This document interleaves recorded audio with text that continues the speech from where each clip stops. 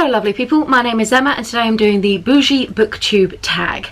So this was an original tag created by Olive from A Book Olive, and it's about looking at our relationship with books and specifically how much books are worth.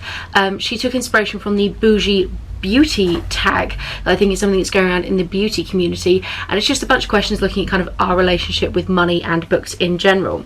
So the first question is, do you have a monthly budget for the amount that you spend on books? And my honest answer is basically no. I don't. I spend on books each month. I never really bother tracking it.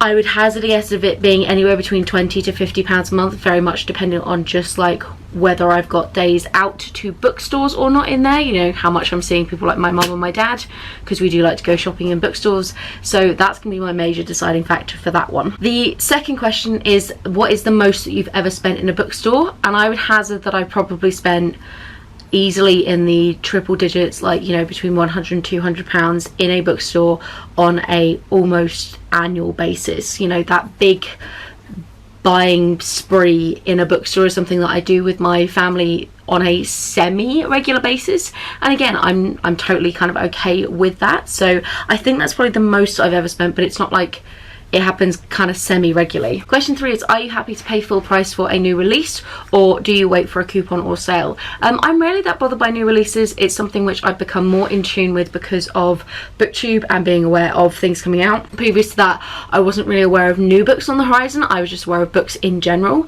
I'm not bothered by paying full price for a new book, but I don't like hardbacks as much as paperbacks, so I will happily wait for the paperback. And the fact that the paperback is cheaper is kind of an added bonus. I actually just prefer reading paperbacks. Question 4 is, would you prefer to buy one new book or several used books? And again, it really just depends on the book for me.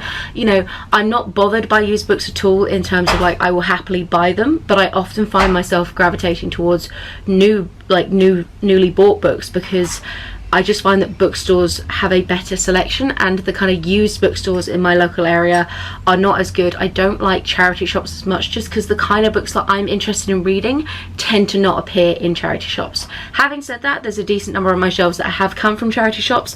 I love World of Books, which is one of my favourite places to go for used books online. So if I've got very specific things in mind, then I might use that, or if I'm happy to just browse a bit, then I'm happy with charity shops. But again, I tend to buy more new books just because I prefer wandering around a Waterstones or Heifers to a charity shop. Question 5 is, what would I consider to be a reasonable price for a hardback, paperback or ebook?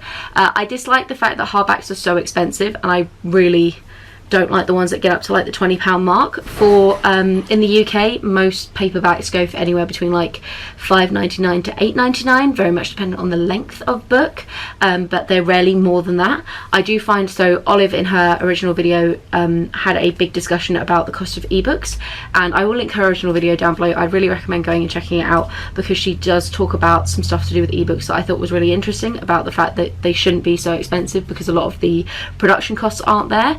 My personal pet peeve in the book world is the fact that non-fiction is so expensive. Again, this might be something in the UK, but like your average non-fiction paperback will go for anywhere between £11 to £15, which is, you know, nearly double the standard paperback in some cases. And I find it really annoying because there are so many topics in non-fiction where I would be willing to take a bit of a punt and give a bit of a go of a book if it weren't for the fact that it was going to cost me 14 quid to find out if I might be interested or not. Whereas I do find I pick up fiction more of a spur of the moment on the whim because I can justify that price to myself, and I find it really annoying because I think it's a big barrier for a lot of people for non-fiction.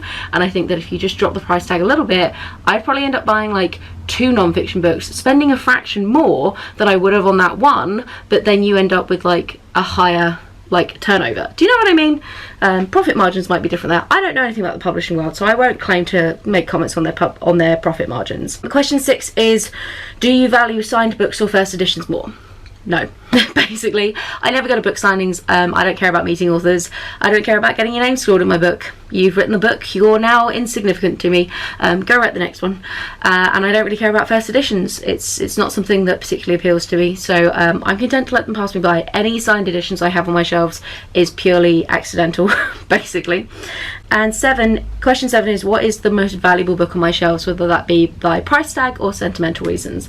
I don't think I have any particularly valuable books price tag wise. wise. I think they're all very much around the same kind of mark, but I do have one that is very has a high sentimental value to me, and that is Shadow the Sheepdog by Enid Blyton. This is my dad's copy that he had when he was a kid, and it's been handed down to me. He read this story to me countless times. It's one of my like earliest memories of a story. You can kind of see, sorry the lighting's awful in here, you can see where I've coloured in the top images. It doesn't even have some of the original pages at the front.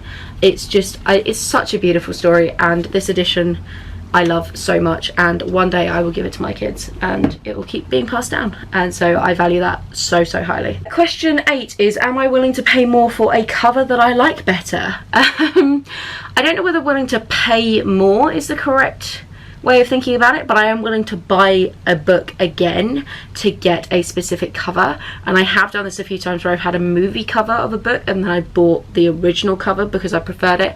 And you know, with classics where there are so many different editions, I have recently bought books that I had in other formats specifically to get the cover that I wanted. For example, the Penguin English Library paperbacks, you know on my channel that I am collecting them, so I have actually bought duplicates of books that I have had before because I want to collect the set. And there are a few where collections are potentially going to cross over, and in some very rare instances I might end up with multiple copies of the same book because I want them in the two different formats, like two different styles. Question 9 is, what are the physical characteristics that make up a good book? For me, I really think that you can tell things like the quality of the paper, and I really like those lovely floppy paperbacks that kind of naturally stay open. I think the Penguin English Library paperbacks are so good for that because they just have such a nice velvety feel to them. I think you can really tell as well the cover design and the amount of energy that's gone into the artwork is something which it's kind of a physical characteristic, I guess. Is like, I feel like the book industry is putting more attention and energy and resources into that in more recent years compared to like with the rise of ebooks coming out, and there needing to be more value placed in the actual physical object to justify buying it rather than getting it on in e-format. So I really love pretty covers. I love it when they've got the gold design on them. I think that's stunning. I love sprayed edges as well, and I think all of these things are an indication of a little bit more care, a little bit more energy put into it, and because of that it gives off the impression of having a higher value. But the paper quality will always be the one that wins out for me. Question 10 is, if you won the lottery, what bookish things would you spend the money on? And I honestly don't know.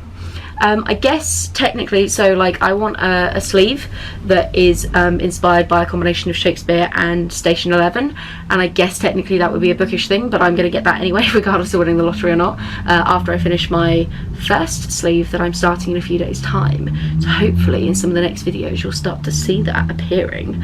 But yeah, other than that I really don't know. I mean, if I won the lottery, I'd definitely go and like buy my own house, because at the moment Andy and I are renting, and if we did go and buy a house, it would definitely, if we won the lottery, be a bigger house that had a library in it, and I'm assuming I'd probably donate a bunch of it to various charities and people like that, and some of them might be literary in nature, but I really haven't thought about it because who does?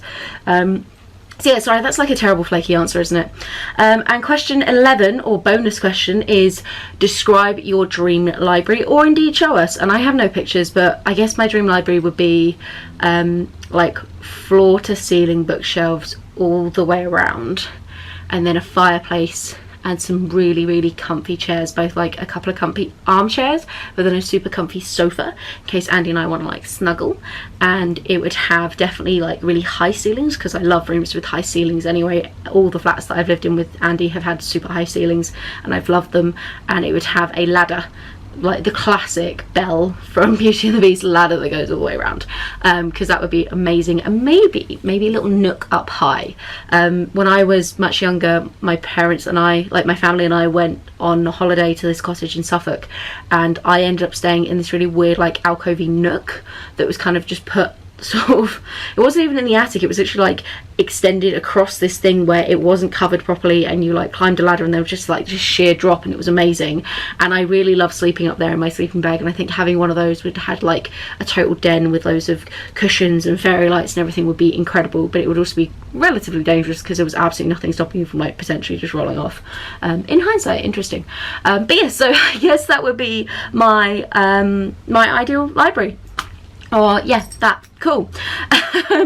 So that is it from me for this tag. I'll link the original down below. Do check it out. A load of people have been doing this tag recently, and I think the answers are very, very interesting. And obviously I tag anybody who wants to do it. I feel like the book community is pretty much given up on the concept of actually tagging each other, so just do it if you want to do it, and if not, that's fine. Yeah, I'll chat to you soon. Have a wonderful reading week. Bye.